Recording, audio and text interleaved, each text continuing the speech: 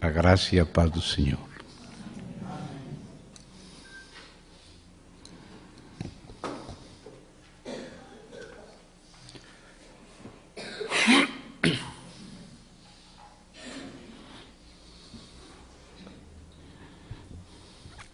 Querido Senhor, obrigado por ter nos criado e também agora recriado em Teu Filho Jesus Cristo. Nele existimos e nele estamos. E por Seu nome, pelo Seu sangue, podemos estar diante de Ti. Te agradecemos, Senhor. Que o Senhor nos receba pelo sangue do Senhor Jesus Cristo, no nome do Senhor Jesus Cristo. Graças, Senhor, por estar com todos nós, com cada um e com todos juntos, nesse nome precioso. Rogamos que o Senhor possa nos falar, que o Senhor possa tomar nossos corações e atrair eles ainda mais a Ti, mais a Ti. Toma-nos, Senhor, de nossa escuridade a Tua luz, como fizeste com Lázaro, Senhor, que tiraste a ele da cova da morte, liberaste para estar sentado contigo na mesa.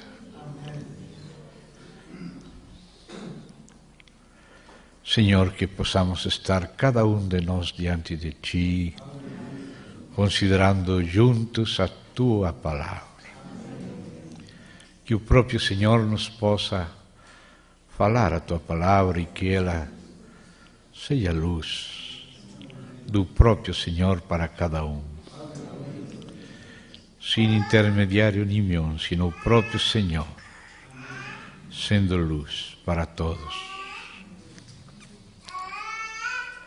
E fortalece-nos com Tua palavra, Senhor, nutre nosso homem interior para viver na Tua graça, na liberdade, na simplicidade e alegria de Cristo. E também, Senhor, afirma-nos como Tu estás firme. Faz-nos alertas como o Senhor está alerta. Estabelece-nos diante de Ti, em Teu nome, para reinar contigo em Teu nome, sobre todos os Teus inimigos, em nome do Senhor Jesus Cristo. Amém. Nestes dias, irmãos, temos estado na comunhão com os irmãos, considerando algumas passagens, e especialmente que tem a ver com a Trindade.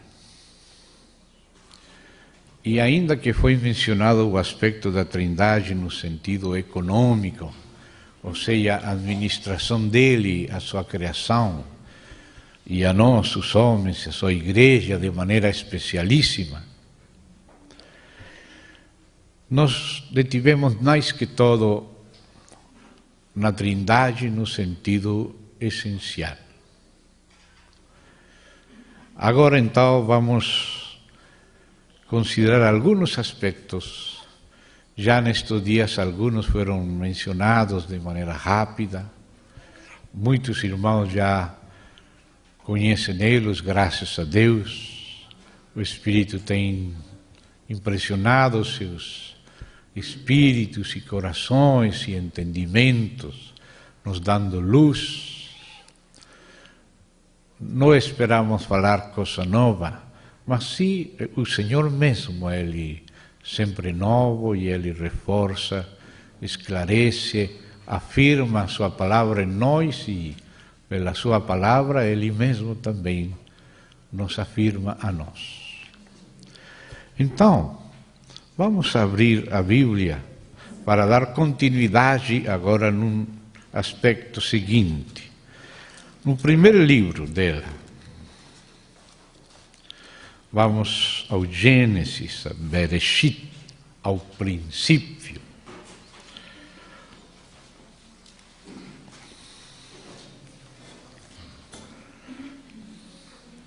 Sempre é necessário regressar à primeira mira, porque para chegar no blanco, atingir o blanco final, o alvo final, precisamos partir desde a primeira mina, até para compreender aquele alvo. Depois o Senhor, ao longo de toda a palavra, Ele vai desenvolvendo aquele alvo inicial. E, de fato, se esse alvo fica claro, o resto que vai aparecendo no caminho fica também claro. E assim, quando entendemos o primeiro alvo, entendemos as etapas do caminho melhor. E ao mesmo tempo também, quando vamos sendo esclarecidos pelo Senhor nas etapas, também o alvo fica também mais claro. Então existe uma retroalimentação entre o alvo, os inícios, as etapas, mutuamente. O alvo esclarece os objetivos primeiros e esclarece as etapas. As etapas também esclarecem o alvo e as origens esclarecem as etapas e o alvo. É uma retroalimentação. Entramos na palavra e ela nos conecta com o resto da palavra. Não importa por que janela entremos da palavra de Deus, por que capítulo, por que livro, sempre o Espírito vai nos conduzir naquele rio principal que vai de eternidade a eternidade. Graças a Deus que esse rio desceu até nós, nos atrajo, nos chamou, nos convidou e nos está levando, graças a Deus. O rio do Senhor nos está levando. Em Gênesis, capítulo 1, no verso 26, encontramos a primeira mira. Neste verso, ainda que na primeira leitura quizá não encontremos tudo o que ele tem, com o tempo vamos encontrar muitos outros versos e vamos descobrir que aqueles outros versos têm base neste verso, são uma luz a partir deste verso. Vou dar um exemplo. Nada menos que aquela passagem do apóstolo Paulo, quando ele fala do propósito eterno. E gostaria que lêssemos 2 versos do Novo Testamento junto com este verso 26 de Gênesis 1. Gênesis 1, 26, vou fazer a leitura para lembrar ela, para ter os elementos presentes bem claros. Pode ser que para algum esta nova ou enésima leitura seja realmente nova. Então vou ler. Obrigado, irmão. Também disse Deus, Gênesis 1, 26. Façamos o homem a nossa imagem, conforme a nossa semelhança. Tenha ele domínio sobre os peixes do mar, sobre as aves dos céus, sobre os animais domésticos, sobre toda a terra e sobre todos os répteis que rastejam pela terra. Claro que para nós ter domínio sobre todas estas outras criaturas, temos que começar tendo domínio próprio.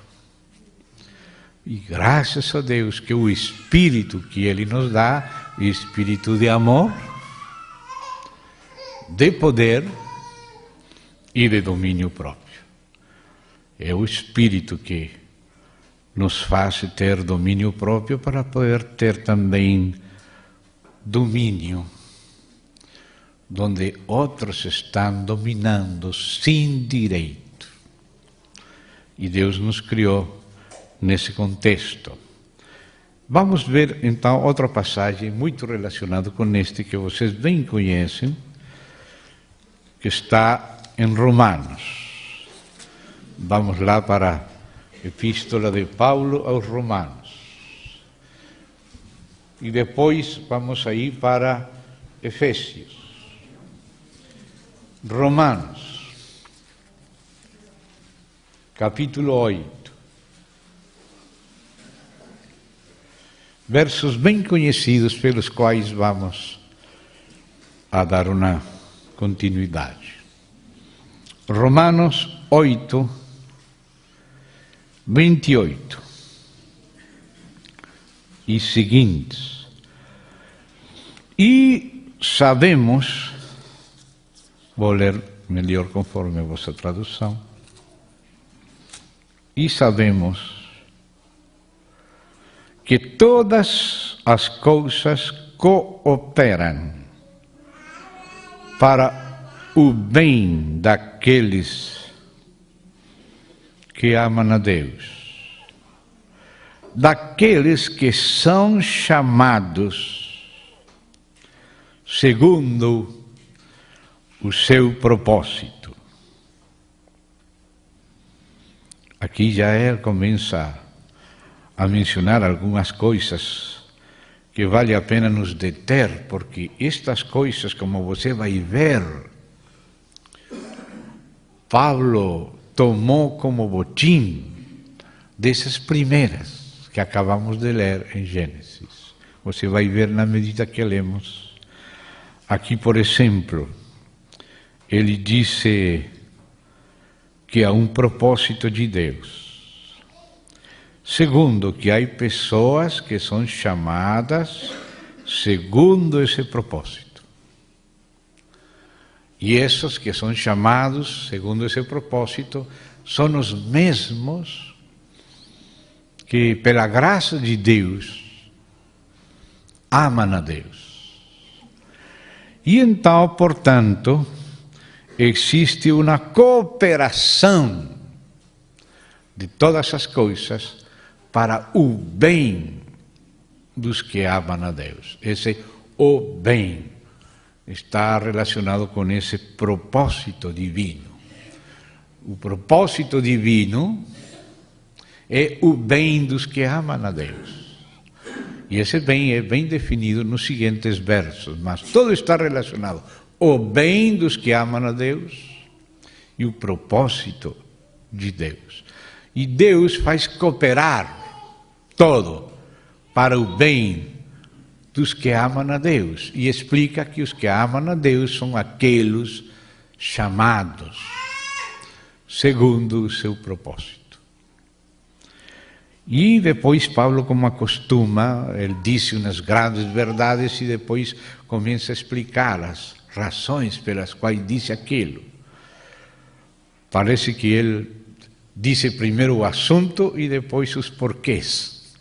Outros quizá tenham outro estilo e comecem pelos porquês para chegar no assunto. Mas Paulo disse o assunto assim de golpe e depois disse porque, ou por quanto, etc. Porquanto aos que de antemão conheceu, Tudo isto é algo que o Espírito foi esclarecendo a Paulo. Também os predestinou para. E veio aqui que até a linguagem é a mesma. Para quê?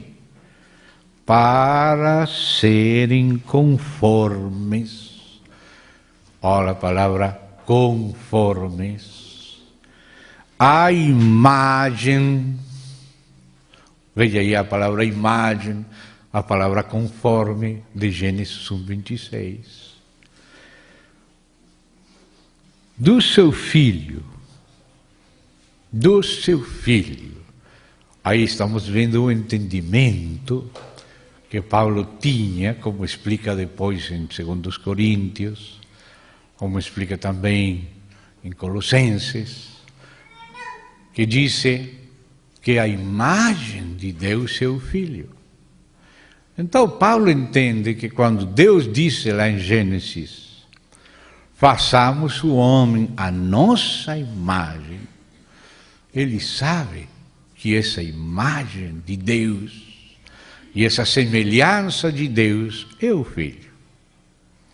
Então, ele faz explícito o que está implícito lá em Gênesis. Mas Paulo está fazendo explícito e usando as palavras daquele contexto de Gênesis, conforme a imagem do seu Filho, Jesus Cristo. Esse já falei eu, mas todos sabemos que Jesus Cristo. A fim de, e ele continua vendo esse propósito. Quando Deus falou, façamos o homem à nossa imagem, conforme a nossa semelhança, e tenha ele domínio. Ele está vendo aí o bem, está vindo aí o propósito. Então disse aqui, a fim de que, esse é o propósito, ele seja o primogênito entre muitos irmãos. Tudo isto é derivado de Gênesis 1:26. E aos que predestinou, a esses também chamou. E os que chamou, note que esse chamar que aparece aqui é o chamar que tinha acabado de falar versos antes, porque ele estava falando desse chamamento aí no verso 28.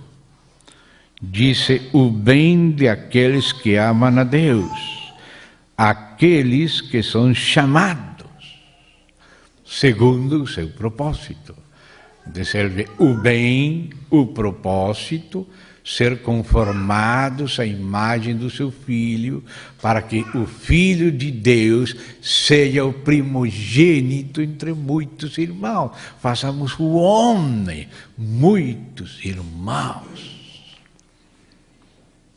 que são o corpo de Cristo, a igreja gloriosa.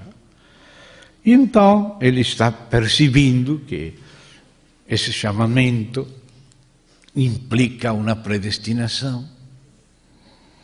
E essa predestinação implica um conhecimento antecipado de Deus. E esse conhecimento antecipado é um conhecimento acerca dos que amariam a Deus, pela graça de Deus. Os que receberiam a graça para amar o Filho. Não é o propósito rejeitar ninguém. Ele não falou, vamos fazer alguns homens. Não, o propósito do coração é universal.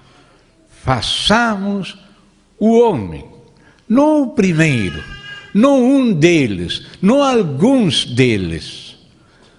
O homem todo, o gênero humano, o homem corporativo, o homem que tem que encher a terra em famílias, e raças, e linhagens. Deus não está excluindo ninguém, mas os que não amam a Deus, os que não recebem a graça de Deus, são eles que se excluem com dor para Deus, dor sincero de Deus, dor que somente traz consolo a Deus por causa dos que sim chegarão a cumprir o propósito. E ele balançou. Se eu não faço homem com responsabilidade transcendental, bom, não haverá gente perdida, mas tampouco haverá gente na glória. Então, como se o Pai, o Filho e o Espírito Santo conversassem, o que fazer? Não levamos nenhum filho à glória, ou por causa dos filhos que vão para a glória, temos que deixar seguir para o inferno? Os que querem ir para lá, não vamos fazer o inferno para os homens, não. O inferno não foi feito para os homens. Foi feito para o diabo e seus anjos, mas o risco vai aparecer. Os homens, alguns vão receber a graça para amar a Deus e se dispor nas mãos dele para ser feitos por Deus, pelo Pai, pelo Filho, pelo Espírito, feitos à imagem do seu Filho, feitos, voz passiva, feitos por Deus, ajudadora idônea, feita pelo Pai para o Filho, com a ajuda do Filho, no Filho e com a ajuda do Espírito, feitos. Num sentido é voz passiva, tem que Deus fazer. Mas no outro sentido, também é uma fé ativa, para crer e contar com o fazer de Deus e o dar de Deus. Então ele vai falando que disse: aos que predestinou, a esses também chamou. E os que chamou, a estes também justificou. E aos que justificou, a esses também glorificou. Vamos agora também inicialmente a considerar uma terceira passagem, agora em Efésios, no capítulo 3. Capítulo 3. E vamos ler lá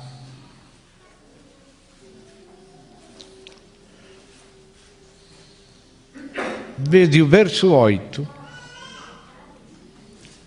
3 desde o verso 8, disse Paulo: a mim o menor,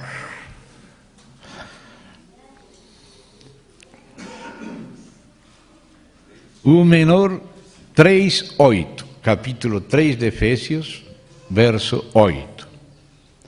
A mim o menor de todos os santos me foi dada esta graça de pregar aos gentios o evangelho das insondáveis riquezas de Cristo e manifestar qual seja a economia do mistério.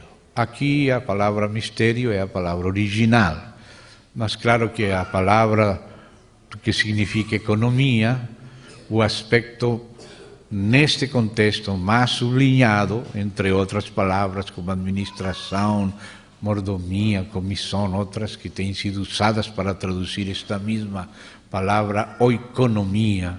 Neste caso foi dispensação. Então falar dispensação do mistério. Qual seja a dispensação do mistério? Desde os séculos ocultos em Deus, que criou todas as coisas para quê? Oh, meu Deus! Aqui ele se está lembrando da criação, se está lembrando de Gênesis 1, também em Gênesis 2 e outras passagens. Mas Gênesis dentro do contexto da economia do mistério. E aí fala do homem, mas agora já fala do homem novo, glorificado.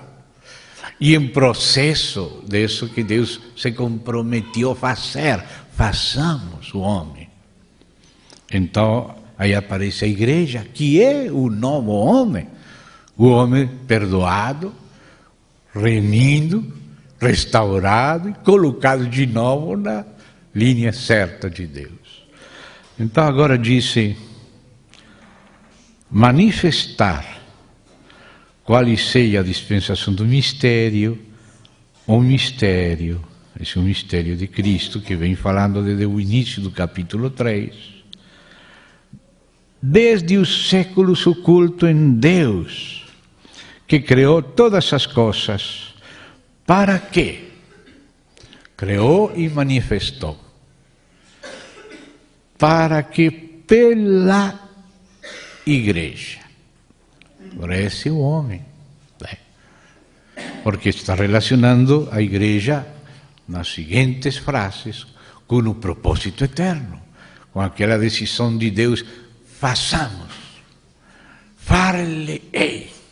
Aí está o propósito, aí está a decisão eterna de Deus, manifestada no tempo e revelada no momento, mas decidida de eternidade. Porque uma coisa é quando Deus decide e outra quando começa a manifestar o que decidiu. E não temos que confundir isso. Para que pela igreja multiforme sabedoria de Deus se torne conhecida agora dos principados e potestades nos lugares celestiais, segundo o eterno propósito que estabeleceu em Cristo Jesus, nosso Senhor. E aqui aparece algo interessante. Segundo o propósito eterno. Ou seja, que Paulo está interpretando aquele vau inicial, aquela letra vau inicial de Gênesis 1:26, que algumas traduções dizem então, que é uma tradução válida. Esta que estamos lendo hoje de Ferreira de Almeida diz também, disse Deus, façamos. Mas então nós podemos, como vamos traduzir melhor esse vau? Se traduzimos então, poderia-se interpretar que foi depois de ter feito outras coisas que a ocorrência subiu em Deus e então disse. Mas que não era algo que vinha da eternidade, senão que foi uma ocorrência nova. Mas vemos que não podemos interpretar esse vau à luz de Efésios no sentido de ocorrência nova. Não é uma ocorrência nova. É segundo o eterno propósito. Às vezes dizem, e assunto da igreja, ele falou que Israel ia ter que ser corrigido, provocado a celos. Deus ia provocar a celos Israel com outro povo, porque Israel provocou a Deus a celos. Então disse lá no Cântico de Moisés que como Israel provocou a celos a Deus, Deus provocaria também a celos Israel com outro povo que não era povo. Então pensamos, os gentios foi somente como uma noiva de vingança para se vingar da velha noiva. Porque tem alguns que dizem, agora me vou vingar da minha noiva, da minha esposa, tomando outra. Mas, à luz de Efésios, não podemos interpretar nesse sentido. A Bíblia fala assim, igual, com as mesmas palavras. E gostaria de comprovar isso, para que vocês lembrem aí. Que tanto Israel, como a igreja, que no final será um só rebanho, um só pastor, tanto Israel como a igreja eram conhecidos de Deus. da igreja se fala isso claramente nestas passagens que estamos lendo acá. Aos que antes conheceu, a estes predestinou para ser, e a estes chamou, predestinou para ser conformes à imagem do seu Filho Jesus Cristo. E vemos que esse propósito é, aqui em Efésios, segundo o propósito eterno. Veja de novo isso aí. Estamos no capítulo 3 de Efésios, verso 10, para que pela igreja, a multiforme sabedoria de Deus, que é Cristo no corpo formado, se torne conhecida, não só em Jerusalém, em Judeia e até o último da terra, sino dos principados e potestades nos lugares celestiais. Por isso, disse também Pedro que os anjos anseiam ver estas coisas na terra e que o resto da criação está esperando a manifestação dos filhos de Deus. Então há um filme que está de moda nos céus, um filme, um espetáculo, que se chama capítulo 3, a igreja. Capítulo 1, a Trindade. Capítulo 2 do espetáculo, Cristo. Capítulo 3, agora é pelo Espírito, a igreja. Assim como aqui, Guerra das Galáxias 1. E esta aqui é a verdadeira Guerra das Galáxias. Guerra das Galáxias 2, Guerra das Galáxias 3. Não de Spielberg, sino de Javé. Dos exércitos. Javé Sabal. Essa é a verdadeira Guerra das Galáxias. Domine, para que domine. Então aqui aparece o propósito eterno em relação à igreja. Então a igreja não é um prêmio de consolação para Deus, porque agora, como Israel agora tive que ser jogado fora, então agora Deus vai se consolar com a igreja. Não é assim. Desde a eternidade Deus escolheu a igreja, a qual está insertada na raiz de Israel espiritual. E assim como a igreja é conhecida por Deus, também o tem sido Israel. Só que no período do tempo, Deus trabalha com Israel um pouco, depois trabalha com os gentios, mas Jesus falou que ele não somente tinha Israel como povo e como ovelhas, diz, também tenho outras ovelhas. Falou para Israel, tenho outras ovelhas que não são deste redil, ou seja, o redil é algo passageiro. Israel foi um redil dentro do plano de Deus. Mas ele falou para Israel que ele tinha também outras ovelhas que não eram deste, ou seja, que eram de outro redil, mas que ele devia trazer também aquelas outras ovelhas. Ele estava trabalhando primeiro com Israel, mas nunca tinha esquecido as outras ovelhas. Não tinha esquecido. E a estas também devo trazer, e serão um só rebanho e um só pastor. Não é uma união de Israel natural e as denominações cristãs por meio de algum assunto ecumênico, sem necessidade de Cristo. Agora tiraram Cristo fora para fazer ecumenismo de religiões, todo preparando o trono do anticristo, que se vai sentar acima, se fazendo passar por Deus, como se fosse mais alto de todos os personagens esperados das religiões. Não é assim. Aquele ecumenismo que estão fazendo, por exemplo, lá na Noruega, onde aparece a bispa, falando junto com o rabino e com os imanes e com todos os padres católicos de lá, da alta cúpula, falando de Deus. Não vamos falar de Jesus. Se menciona todo nome, Buda, Maomé e qualquer outro, menos Jesus. Menos Jesus. Chamada Igreja Luterana, até no nome, pobre Lutero, colocar o nome dele numa igreja, não é culpa do Lutero. Mas você me entende, Jesus não foi mencionado. Bem, então não é essa a união de Deus. O que Deus quer glorificar, porque fez tudo para seu Filho. Então, tudo que Deus fez, o fez para seu Filho. E o principal de tudo que Ele fez, e o último que é a cerecinha acima do ponqué, da torta, do bolo. Tudo que Ele fez foi um bolo, mas tinha que colocar a cerecinha e pau, isso é a igreja. E o bolo do Senhor para seu Filho. Então, o importante é o Filho.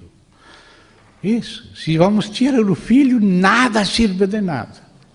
Mas Ele faz todo para o Filho. E Ele deu todo a seu Filho. Mas o que mais quis dar a seu Filho, além dele mesmo, porque Deus, Ele mesmo deu ao Filho toda a plenitude. E agora também dá todas as coisas criadas.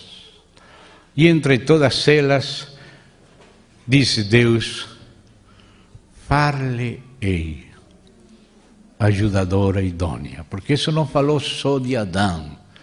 Sim, falou de Adão e lhe deu a Eva, mas Adão é figura daquele que viria. Quando Deus falou, far-lhe-ei a Adão, está falando também aquele de quem Adão é figura. Então, aquela Eva é figura da igreja. Far-lhe-ei ajudadora idônea. Então, irmão, para nós, como agora as irmãs, o Espírito Santo está esclarecendo muito nos corações delas. O que significa far-lhe-ei ajudadora idônea? Que ele seja idônea.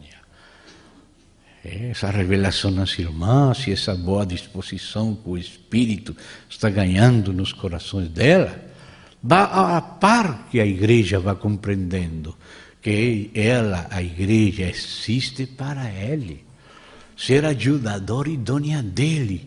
Mas aquele que recebe aquela ajudadora, senta ela com ele no trono. E chama ela de co-herdeira. Então Deus lhe faz uma ajudadora idônea a ele, e ele faz dela uma co-herdeira. E assim como nada fez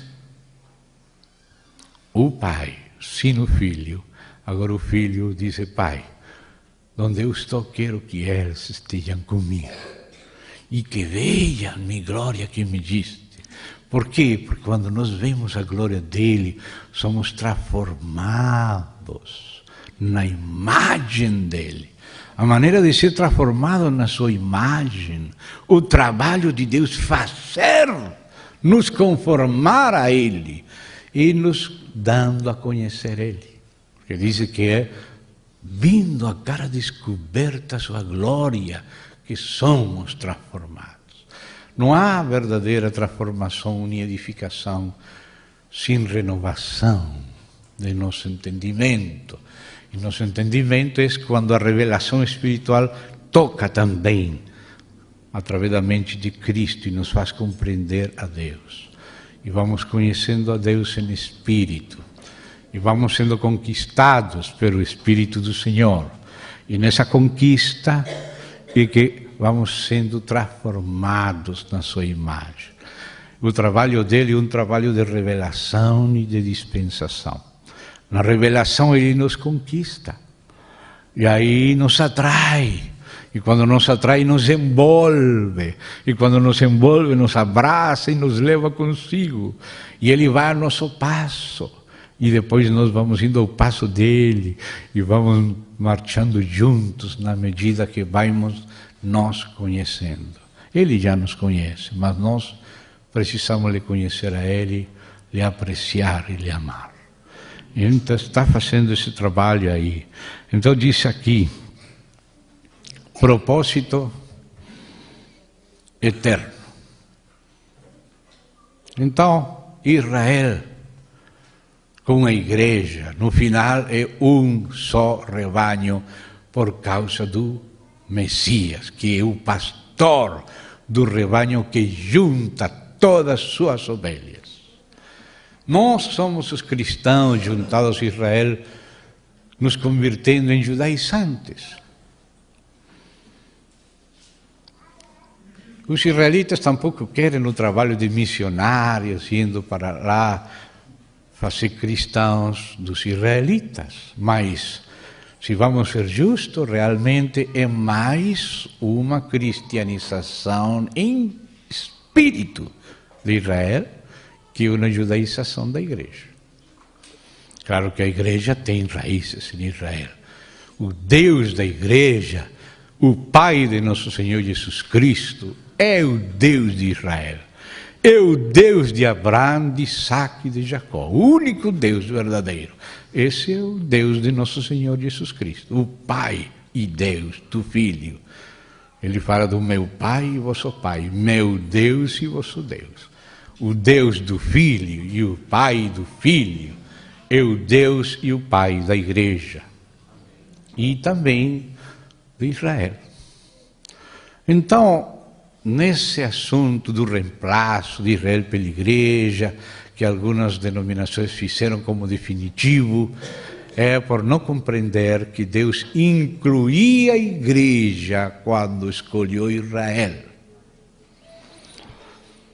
Quando Ele criou o homem para esse propósito, que a igreja formada de judeus e gentis em Cristo alcançaria esse propósito de Deus quando falou, façamos o homem a nossa imagem. E esse homem, a igreja gloriosa, formada por pessoas que eram judeus ou gentios e deixaram de ser isso na cruz e viraram o corpo de Cristo, a igreja gloriosa. O homem novo, o homem redimido, o homem que chega ao propósito eterno de Deus. Então a igreja estava conhecida. Era plano de Deus do mesmo jeito que Israel. Eu rogaria que meus irmãos quisessem ver comigo aqui em Romanos. Vamos capítulo 11 de Romanos. Vamos ver aí o verso 2.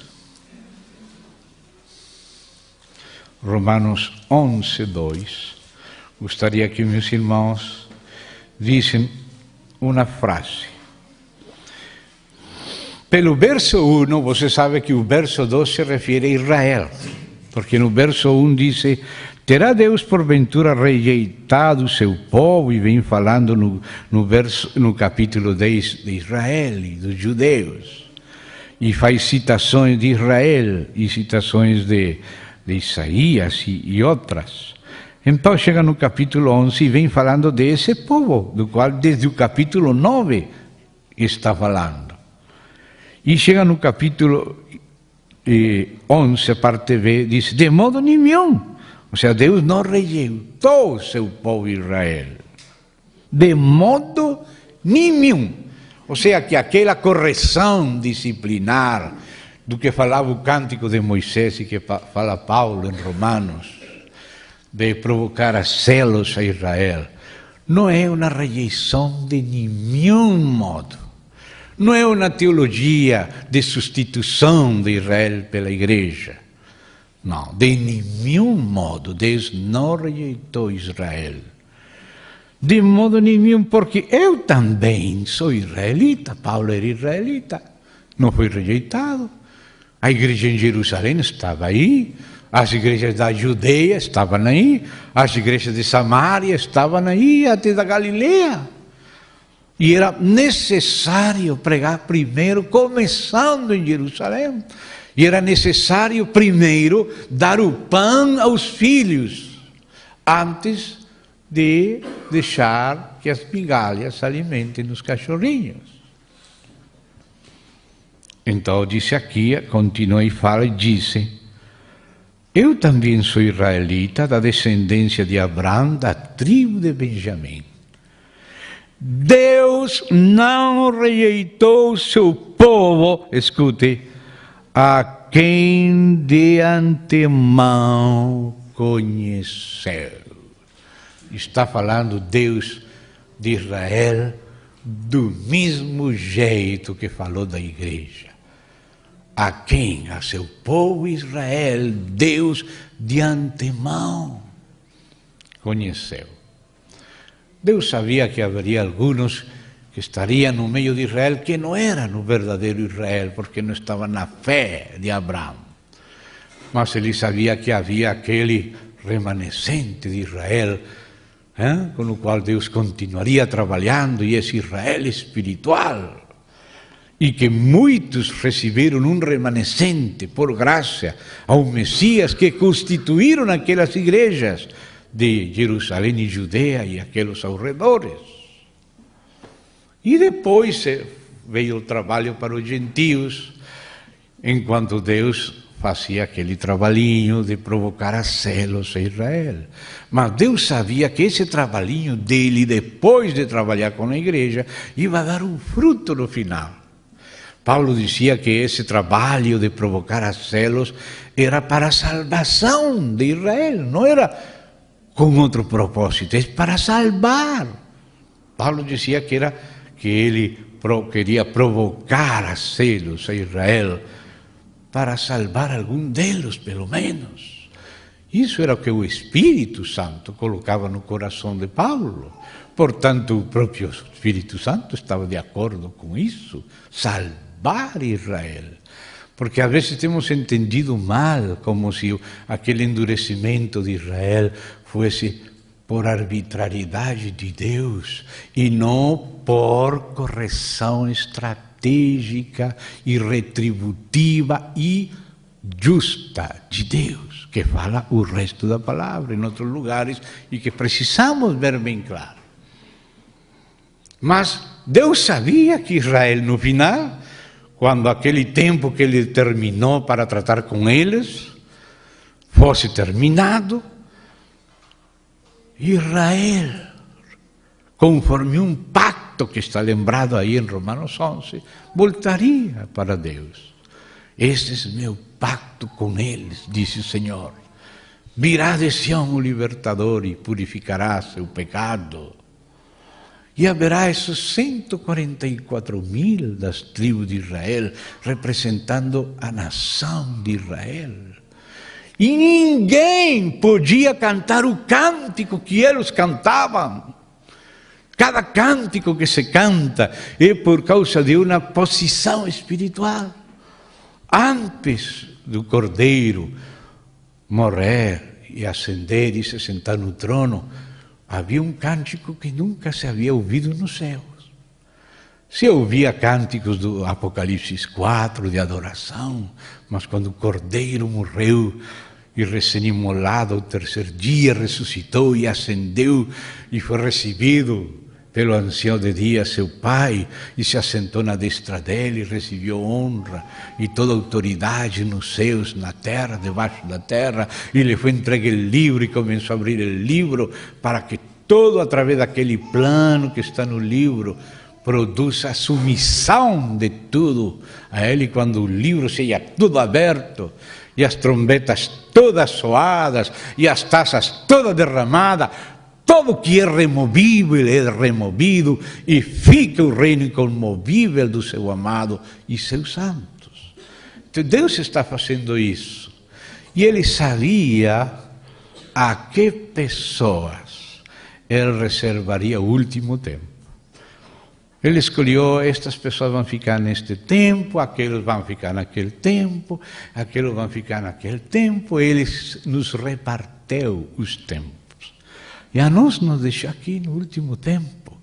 E também aqueles 144.000 que Deus sabia que haveria no final e que cumpriria o lugar de Israel.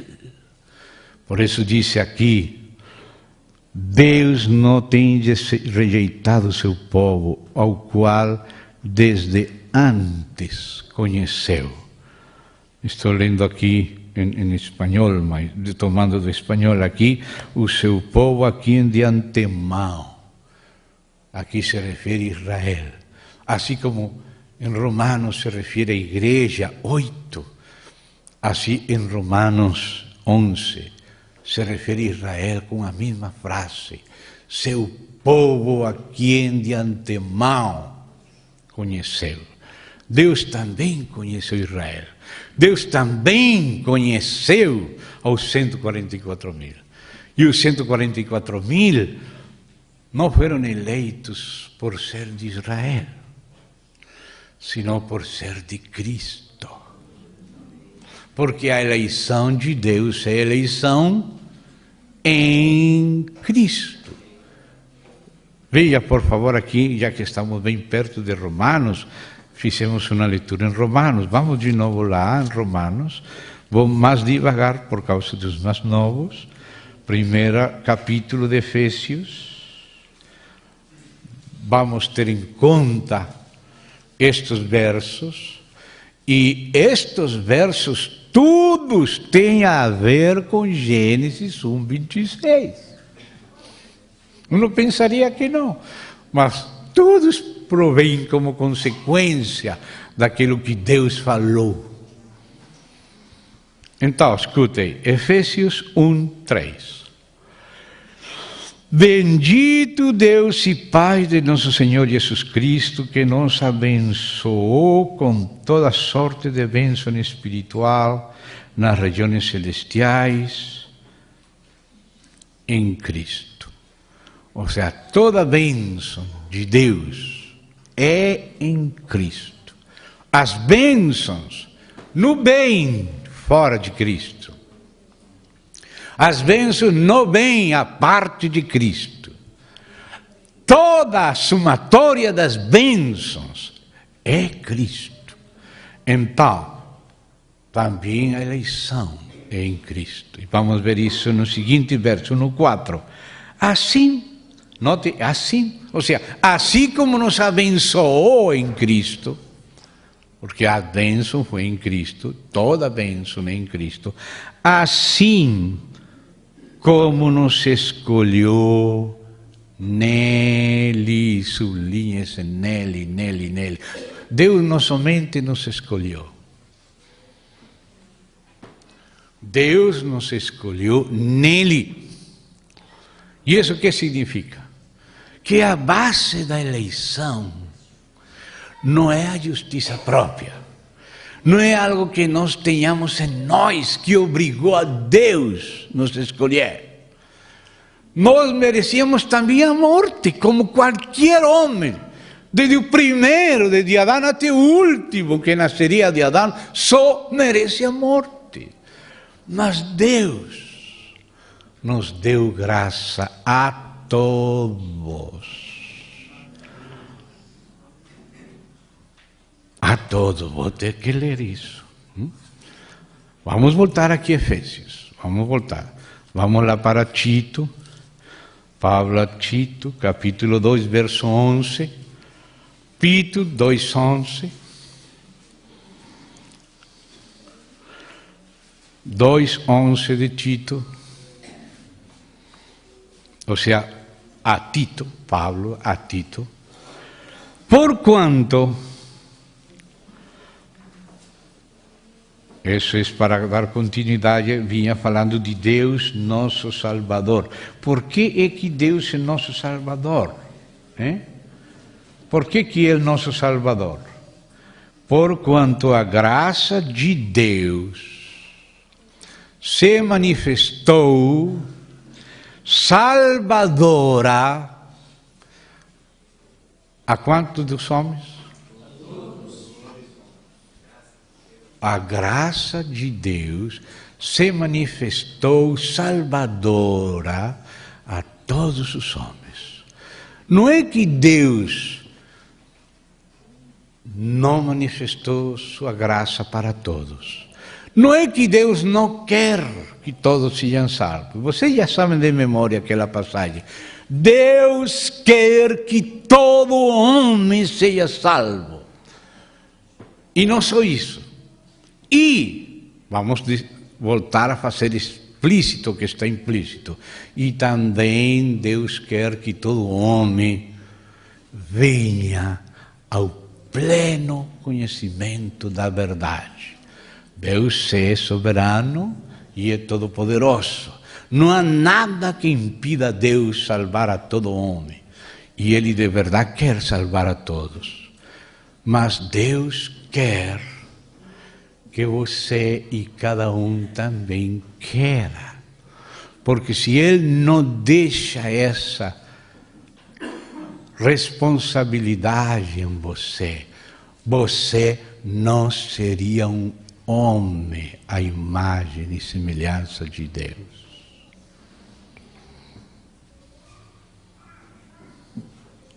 Se você não é responsável, você não é um homem.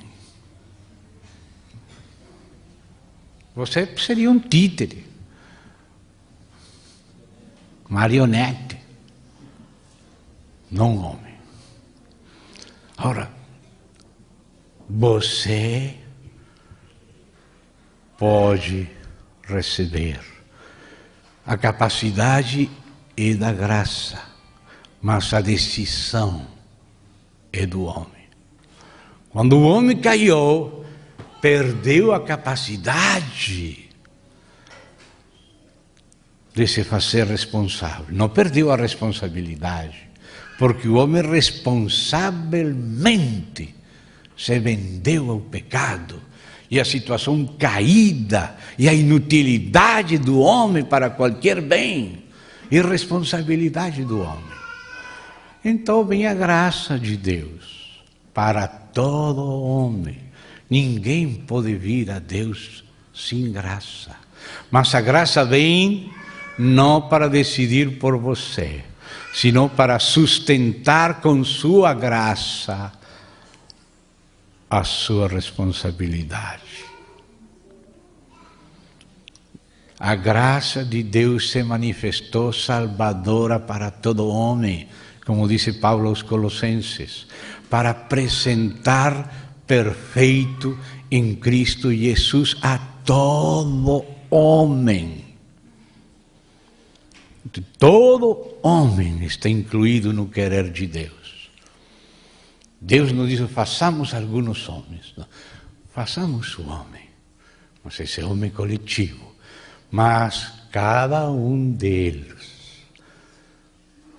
tem que decidir. Eis aqui, coloco o caminho da vida e o caminho da morte diante de ti. Escolhe, pois, a vida. A graça está aí. O Evangelho para todos. Ele não quer que ninguém pereça. Ele quer que todos procedam ao arrependimento. E ninguém pode proceder sem a ajuda da graça. E a graça está aí para todos. Você crê que Deus vai falar para um paralítico que não pode fazer nada? Se levanta e anda, e vai deixar ele se levantar e andar por si só? Se ele convida, venha aquele que quiser ser meu discípulo, venha e beba gratuitamente. Será que ele vai deixar aquele abandonado à sua paralícia? Quando Deus convida, é porque a graça está aí, sincera, da parte de Deus. Quando Deus diz escolhe, é porque a graça está aí para sustentar aquela liberdade, para que o homem sustentado na graça escolha responsavelmente. E isso que é amar a Deus. Não sem a graça, pela graça mais responsavelmente. A condição caída não permite que o homem tenha capacidade. A graça retorna a capacidade, mas não toma a responsabilidade. E alguns, então, o que fazem? Afrontam a graça. Afrontam a graça. Se não fosse assim, como Deus julgaria as pessoas? Como julgaria Deus se Ele não quis dar graça a alguém? Então Ele diria, eu me vou para o inferno porque você não me deu graça. Você deu graça lá aos calvinistas, mas aos arminianos não deu. Irmãos, a graça de Deus se manifestou salvadora a todo homem. Eu vou rogar que daqui, quando possa voltar para a sua casa, se tem um texto grego, vai lá para o texto grego e busque este verso. Marque aí esse verso e busca lá para vocês. Por quê? Para comprovar a tradução. Qual é melhor em que caso? Vamos lá, no capítulo 17, verso 31 de Atos. Anote aí, Atos, capítulo 17, verso 31. Atos 17, 31. Vou ler aqui nesta outra tradução para vocês comparar, porque às vezes os tradutores não traduzem exegeticamente, senão teologicamente. Você entende a diferença de uma tradução exegética de uma tradução teológica? Uma tradução exegética é aquela que procura dizer exatamente o que diz o texto.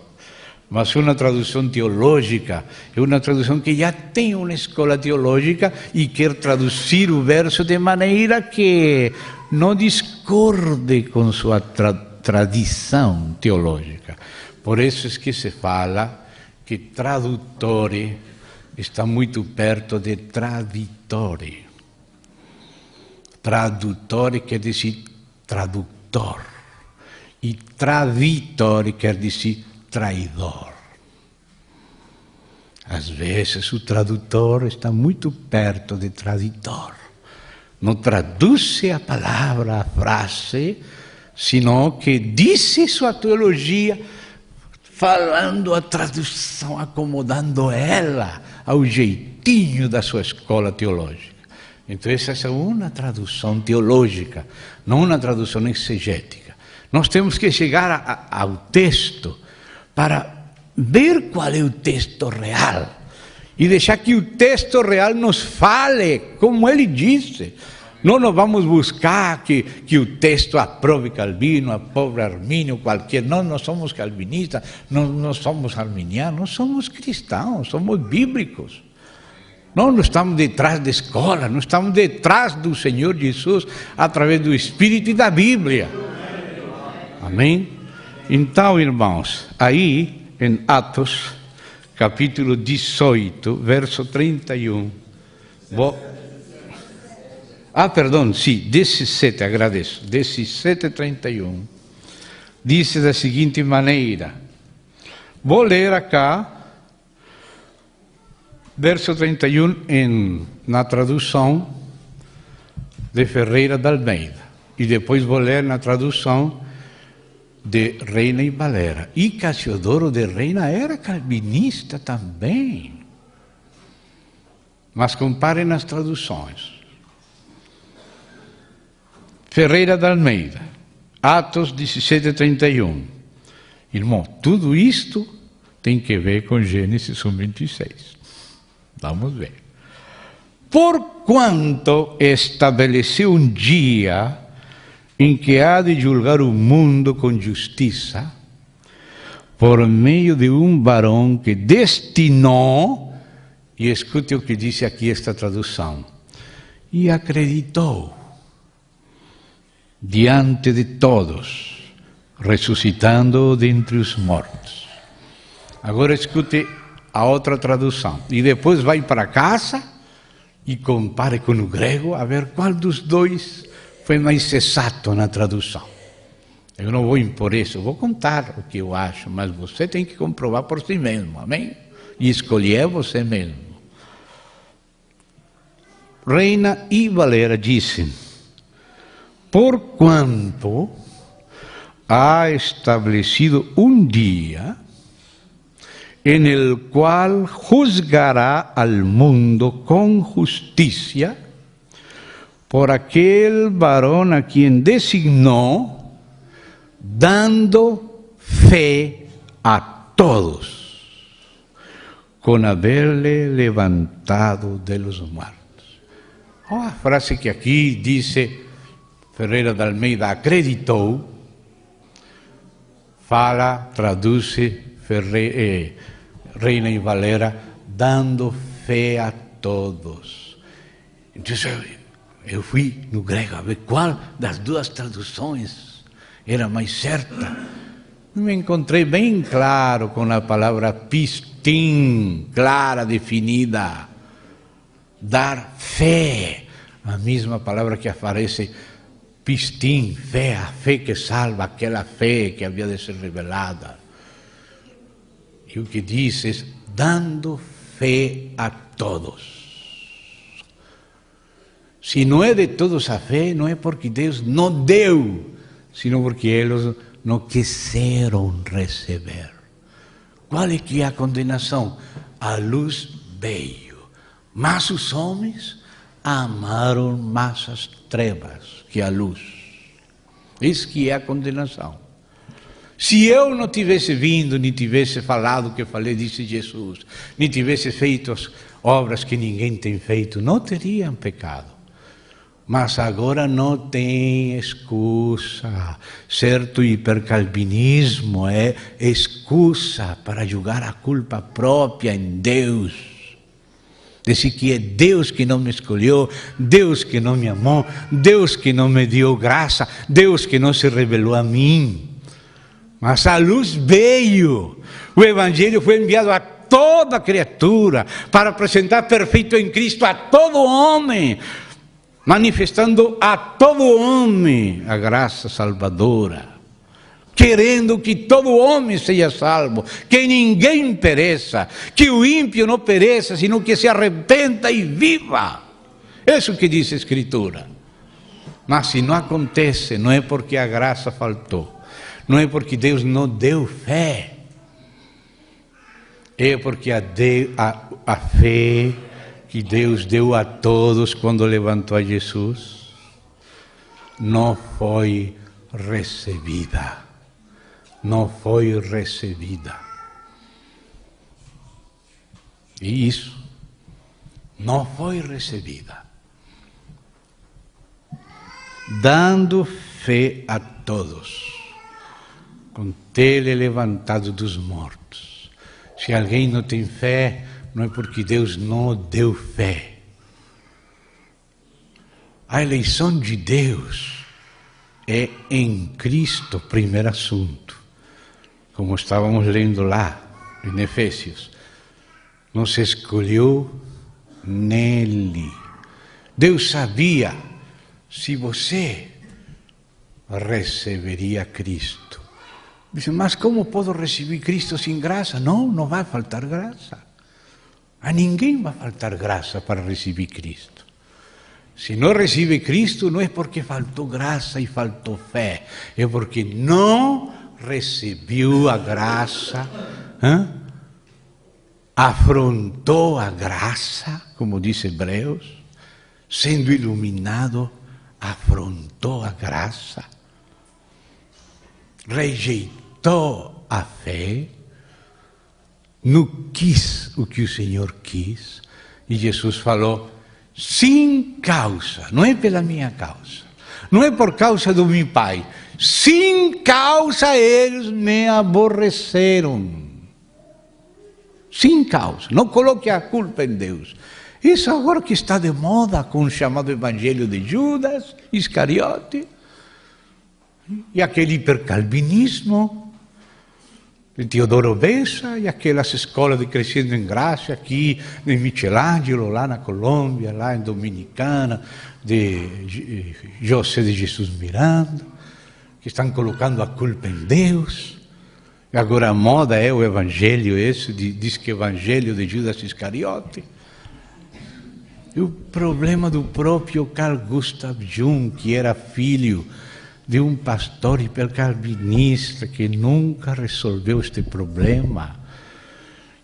E este homem cresceu com uma imagem de Deus distorcida, um Deus injusto, um Deus arbitrário, um Deus que é bom e mau ao tempo. E por isso fazia aquele mandala esotérico, colocando ao Pai, ao Filho e ao Espírito com o próprio diabo no mesmo nível, no mesmo conjunto. Por quê? Porque não conseguiu superar essa visão de um Deus causante do mal, de um Deus que predestina injustamente. Sim, Deus predestina, mas não predestina injustamente. Olhe que a eleição de Deus tem duas bases, e a primeira base acabamos de ver aqui. Você viu, tudo isso tem a ver com Gênesis 26. Olha aqui. Veja de novo Efésios e vamos também a Pedro. Volte a sublinhar Efésios, por favor. Efésios 1, verso 4. Assim, esse assim liga com o verso 3.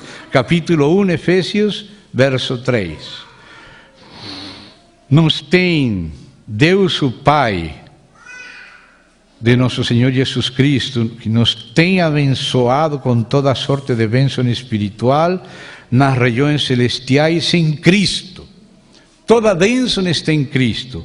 Assim, nos abençoou em Cristo, assim como nos escolheu nele. Você vê? Deus nos escolheu nele. Nunca nos escolheu por algo que nós sejamos em nós mesmos. Nunca nos escolheu por algo que nós mereçamos. Só que Ele sabia, porque se não sabia não era Deus. Se não sabia não era omnisciente.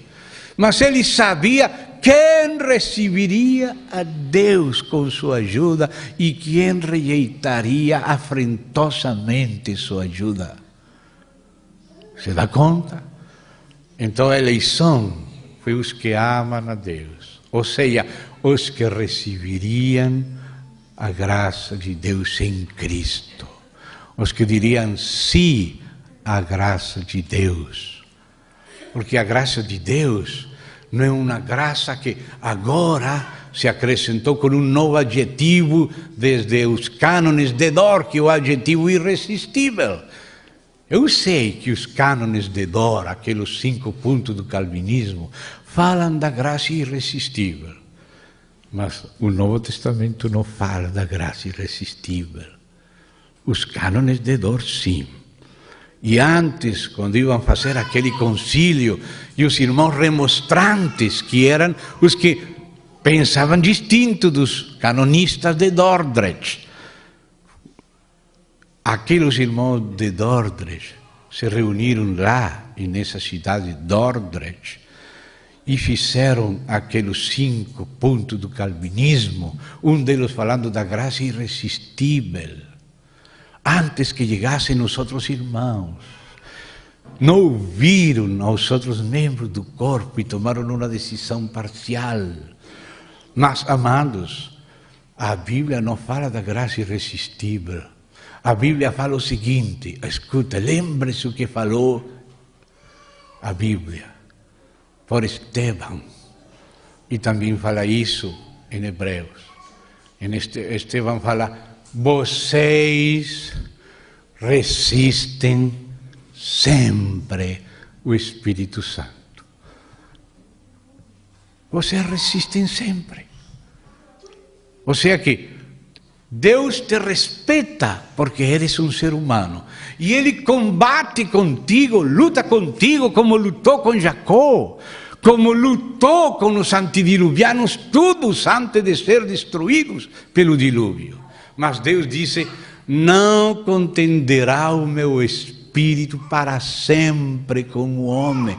Você crê que aquela contenda de Deus é um teatro de Deus só para fingir que nos ama, mas que no fundo Ele quer nos perder? Não, irmão. A briga de Deus com a graça é respeitando nossa condição humana, nossa responsabilidade transcendental. E Ele lutou com cada um dos antediluvianos e só encontrou todo o tempo somente o mal no coração do homem. Somente Noé achou graça aos olhos de Deus. E o resto, Deus lutou todo o tempo da vida deles. 120 anos falou lutando, mas falou: não contenderá o meu espírito para sempre com o homem. Ou seja que, se Deus realmente fosse a forçar, não seríamos homens, se dá conta? Mas Ele luta conosco como brigou com Jacó, e assim também Deus brigou com cada antediluviano, até que chegou um momento que Deus sabe, não para sempre. Deus já sabe que a partir de certo ponto já é inútil, que o homem já tomou a sua decisão em contra de Deus e mantive essa decisão resistindo Deus por décadas. Deus sabe isso. Ninguém pode colocar a culpa em Deus. Ninguém. Se alguém está no inferno, não é por culpa de Deus. É dor para o coração de Deus. Deus disse que doeu no coração dele ter feito o homem. Mas se não fazia o homem, não haveria filhos na glória. Mas ele tinha que correr o risco. Então, amados, aí disse, nos escolheu nele, antes da fundação do mundo. Não somente nos escolheu, não se esqueça que a eleição é em Cristo. A eleição é os que receberiam Cristo, que seria disposto para todos, como foi disposto a primogenitura que representa Cristo para Esaú. Deus sabia tudo o que aconteceria, mas Deus demonstrou que não era injusto com Esaú, porque os dois meninos no ventre da mãe, Esaú e Jacó, estavam pelejando para nascer e pegar a primogenitura, porque Jacó queria a primogenitura, mas Deus propositadamente permitiu que nascesse primeiro Esaú, e nasceu com a primogenitura nas mãos da parte de Deus. Quem nasceu primogênito não foi Jacó, foi Esaú. Então Esaú não podia dizer, é que Deus amou a Jacó e a mim me aborreceu. Mas não disse por quê. Não é que Deus aborreceu assim arbitrariamente Esaú. Não, disse a Jacó, aos meus olhos fuiste honorável e eu te amei. Mas aborreci a Esaú. Por quê? Porque Esaú vendeu a primogenitura. E Deus colocou a primogenitura nas mãos de Esaú. Mas Esaú menosprezou a Deus. Não quis o que lhe foi dado. E Jacó brigou e comprou a primogenitura. E ele foi vendida. E ele pagou e o outro aceitou o prato de lentilhas e comeu. E vendeu. O que é isso para mim?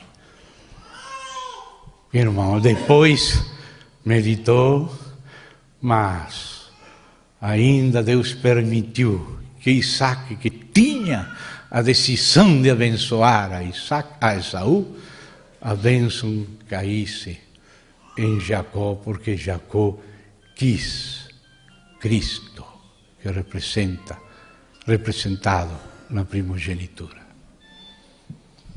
Vamos ler depois, nestes dias, outras passagens, porque tudo isto está antes da palavra também. Gênesis 1:26, também disse Deus. Tudo isso está antes da Baal.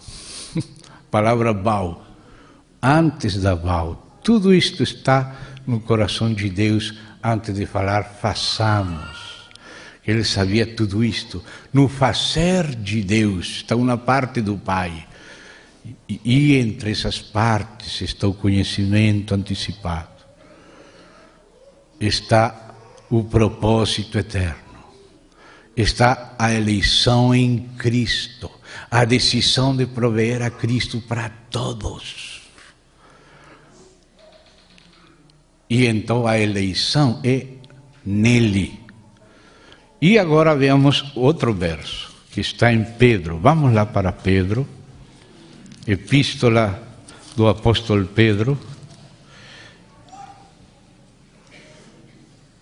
Epístola do apóstolo Pedro.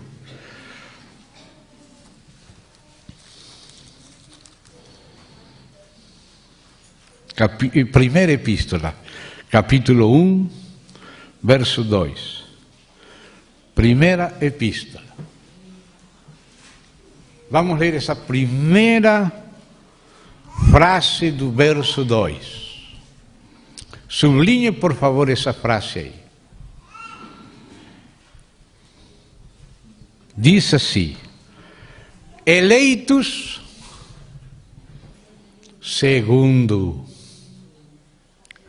Não é somente eleitos. Lá em Efésios não era somente eleitos. Em Efésios era eleitos nele, em Cristo. Não é mérito de nenhum. O mérito está em Cristo. E ele é oferecido a todos. A graça de Deus foi manifestada para a salvação a todos os homens, dando fé a todos, ressuscitando a Cristo entre os mortos. Sem causa me aborreceram. Deus quer que todos sejam salvos, venham no conhecimento da verdade. Ele não quer que ninguém pereça. Se alguém perece, e porque esse que perece quer, não quer a Deus, não quer a graça, não quer Cristo, mas Cristo lhe é oferecido. Lhe é oferecido e afronta a graça de Deus, afronta o Espírito de graça sem causa nenhuma. E Deus conhecia quem receberia Cristo, quem diria amém na graça, obrigado pela tua graça, Senhor, sustentado pela tua graça, que tua graça me capacita a ser livre. Na tua graça, Senhor, eu quero Cristo. Eu me coloco nas mãos de Cristo para que Ele faça o que eu não posso fazer. Assim como quando Maria falou, seja comigo, segundo a tua palavra. Ela não sabia como, mas como vou dar à luz um menino se não conheço o varão? Não é você, Maria. O poder do Altíssimo te cobrirá. E o santo ser que vai nascer será chamado Filho de Deus, porque é Deus que vai fazer. Então, o que disse ela? Amém. Assim seja. Faça-se comigo. Faça-se, voz passiva. Eu não posso fazer sozinho. Como vou fazer isto? Como vou ter um filho se eu tenho marido? Como nós vamos escolher a Deus se nossa liberdade não é sustentada pela graça de Deus? Mas que a graça sustente nossa liberdade não quer dizer que escolhe em lugar de nós. Ou senão não seríamos homens, sino coisas. E não seríamos julgados, porque somos coisas.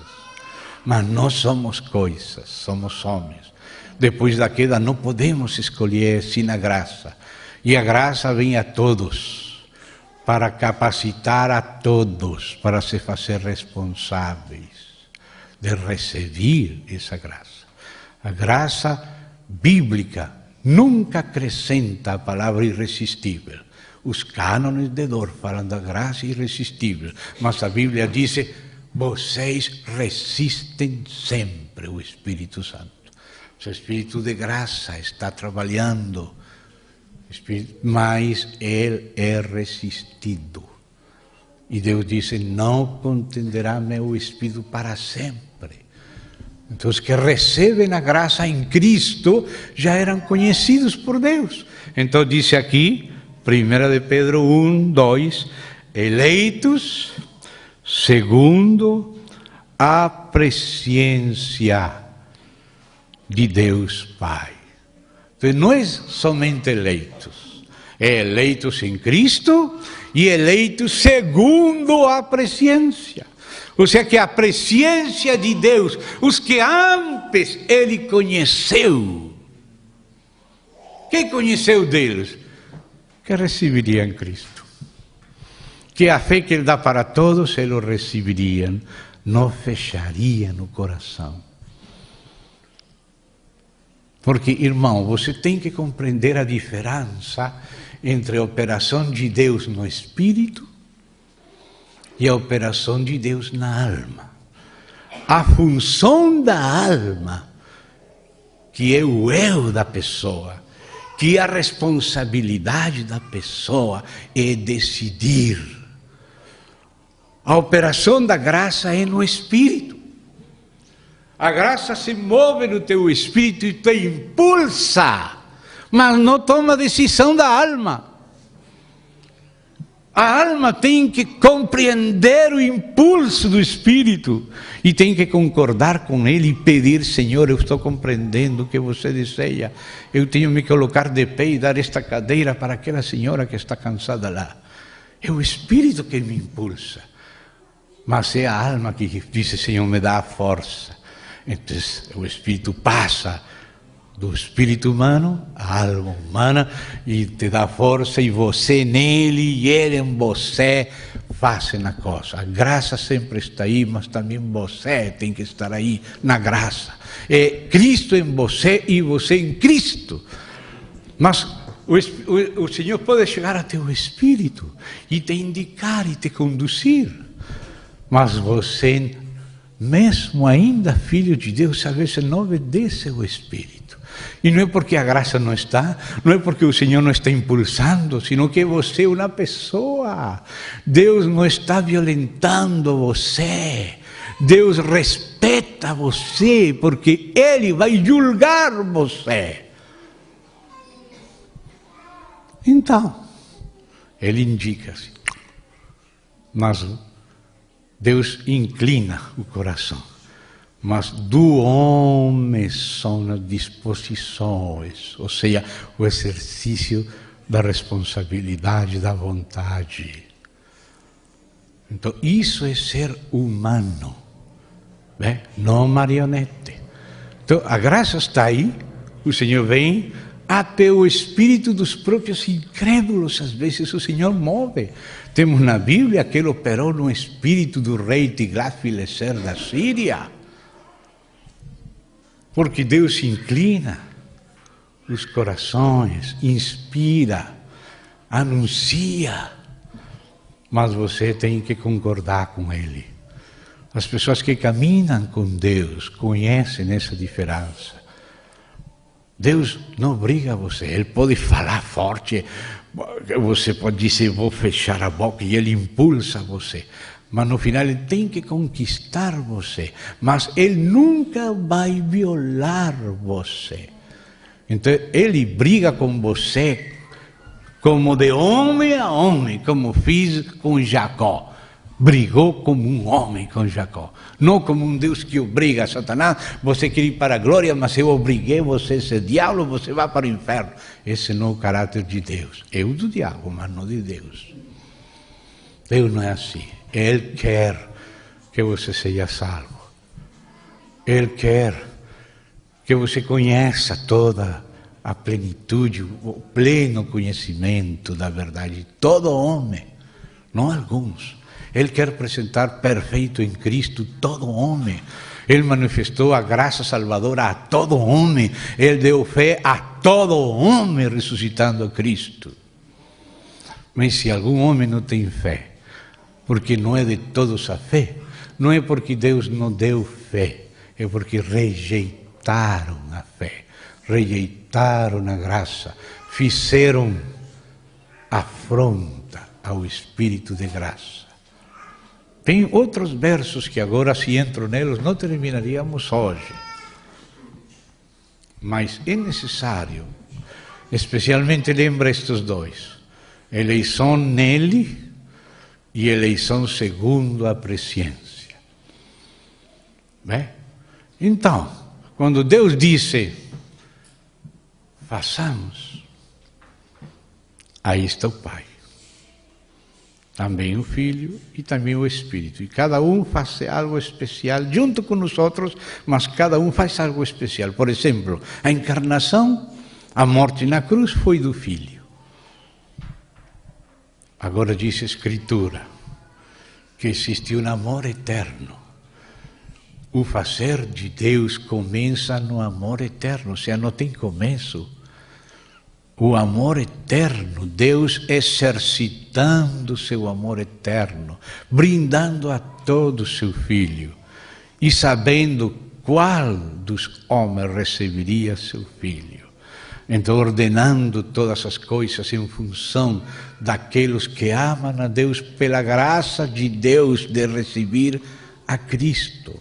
Mas a graça não forçou receber a Cristo, a graça capacitou receber a Cristo, porque o homem que Deus criou antes da queda era um homem com liberdade de escolher a Cristo, com liberdade de comer da árvore da vida. Essa é a classe de homem que Deus criou, e com essa classe de homem que ele vai cumprir seu propósito. Mas depois da queda o homem ficou afetado, então vinha a graça. Porque o homem sem graça não pode vir ao Senhor, mas a graça vem para sustentar a capacidade do homem pela graça. Assim como antes da queda, a graça mantinha o homem em liberdade para escolher comer da árvore da vida. O homem não estava incapacitado, sino criado com a capacidade pela graça de poder comer da árvore da vida. Só depois da queda o caminho à árvore da vida foi fechado. Mas depois da morte de Cristo, a graça veio a todos os homens, se manifestou salvadora a todos. Com a ressurreição de Cristo ele está falando, todo homem pode ser apresentado perfeito diante de mim em Cristo. E preguem a toda criatura, e aquele que crê e for batizado será salvo. E logo disse em Efésios, ponha atenção em Efésios, volte lá e já termino esta parte. Ficamos antes de Paulo, mas tá bom. Vamos lá em onde que vamos? Efésios. Me lembra que estávamos falando?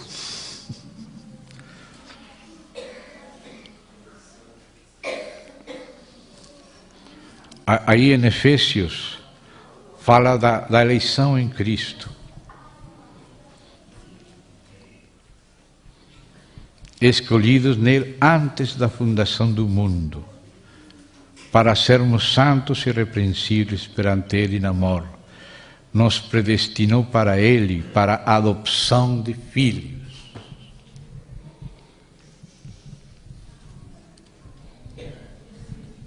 Palavras-chave: conhecimento antecipado, presciência.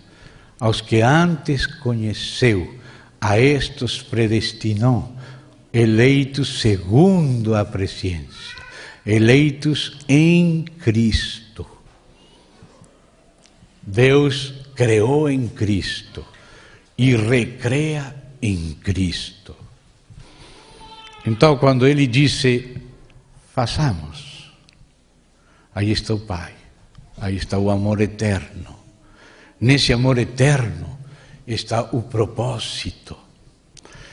E nesse propósito está a decisão, a vontade de cumprir esse propósito com quem lhe ame em Cristo. Porque ele sabe que agora, depois da queda, ninguém pode amar a Deus. Então ele oferece ao Filho. E ele escolhe segundo o seu conhecimento e escolhe em Cristo. E agora as pessoas, por causa de Cristo, são recebidas por Deus, são eleitas por Deus, por causa de Cristo. E não porque Deus não deu Cristo para os outros, sino porque os outros não receberam Cristo e aborreceram sem causa ao Filho e ao Pai. Aquele que sem causa aborrece o Pai, ao Filho também aborrece o Pai.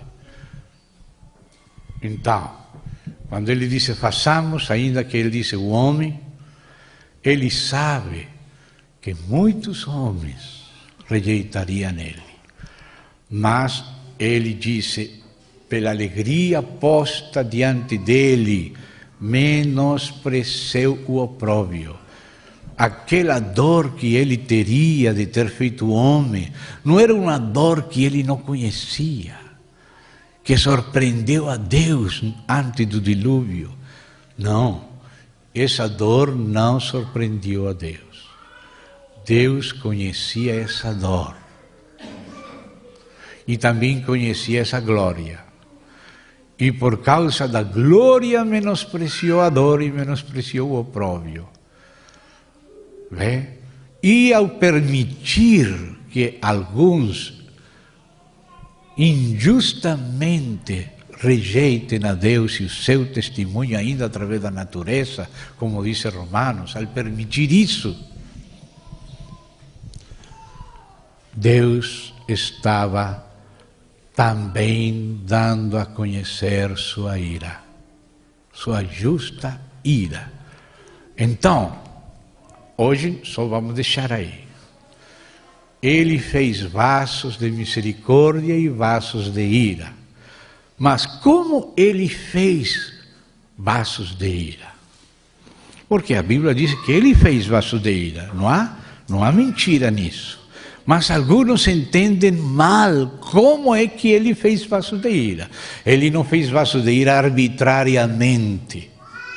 Ele não fez vasos de ira injustamente, porque ele não é arbitrário. Se é soberano, mas não é arbitrário. Ele é justo. Assim que se ele fez vasos de ira, o fez não de maneira arbitrária, sino de maneira justa.